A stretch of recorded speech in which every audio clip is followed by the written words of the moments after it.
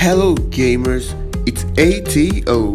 As you can see from the title of this video, you already know what it's about. Yes, I made a game in one night. So here it goes. While I was in class all ears for my physics lessons, I got lost for a second and started thinking about my childhood. And who says childhood says mobile games? Yeah, there was this game I loved playing. It was called Bounce on the old Nokia phones. So I just decided to recreate my version of it. So when I got back home, I hopped straight on my computer and pressed the create bounce ball button, and then boom, the game was made. Just kidding. So I began at exactly 9 p.m. and I was set to making my favorite childhood game all night. So the first thing I did was make the ball and a small platform for my ball to bounce on. Because bounce ball needs bounce. But as you can see, something so simple didn't work quite well for the first time. I fixed it by making my ball inherit from the pawn class instead of letting it inherit from the character class, and then I added some inputs in order to control our ball movement. Thanks to Blueprint, it was done quite easily. Since my ball was simulating physics and could rotate in all directions, I freezed its position and rotation to the x-axis and got some cool movement.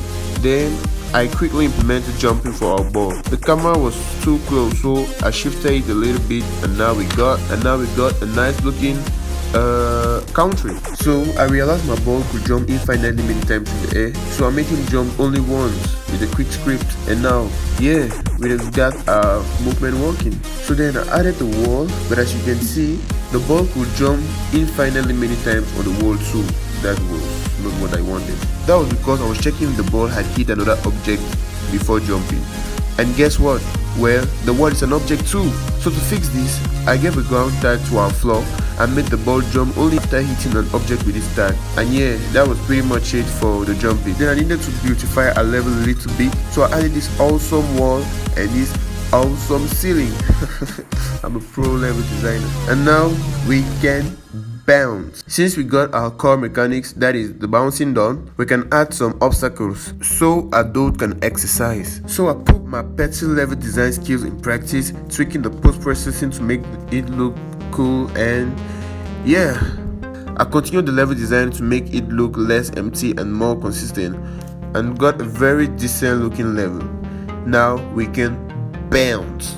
So after all, I realized my ball would eventually feel lonely in this empty world, so I needed to add some obstacles. I opened up Blender and using my inexistent skills, I created a cone, and LOL, that was it. So once I got my obstacle ready, I positioned it well into the wall and made it destroy the ball quickly using Blueprint scripting, and boom, my ball could be destroyed. For the sake of this video, it seems like I did all this very quickly, but at this point, I already spent about 5 hours. Just look at my eyes. I am dumb. So at this point, I wanted to make a cool head-up display to display the number of lives, the time, and points for the collectibles. I didn't spend much time setting up the script for the time.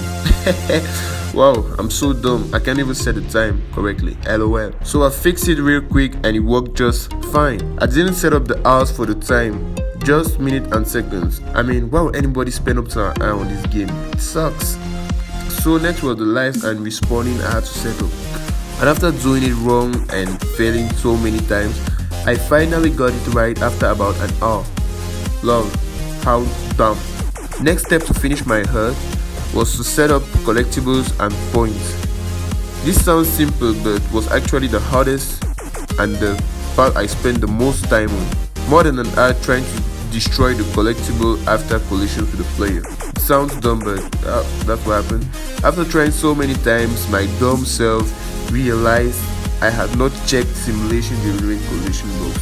Just this petty small box that had to check scenes. LOL.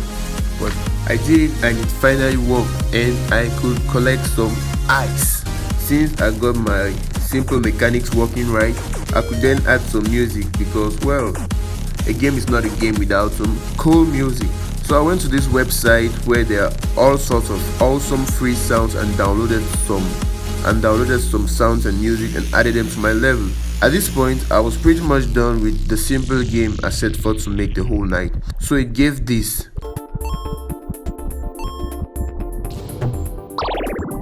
It's kind of funny, I suck so bad at my own game. What was left for me to do was to tweak the levels, and that was it. So I'm pretty much satisfied with the game right now, as I didn't have much time to work on it. The level difficulty is quite high. I totally suck at it, that's one for sure. Anyways, let me know in the comment section if you want me to continue the game. If you wish to play it, I've uploaded it to itch.io. The link is in the description. So if you like this video, leave a like. If you dislike, leave a like. Subscribe, and see you in the next one.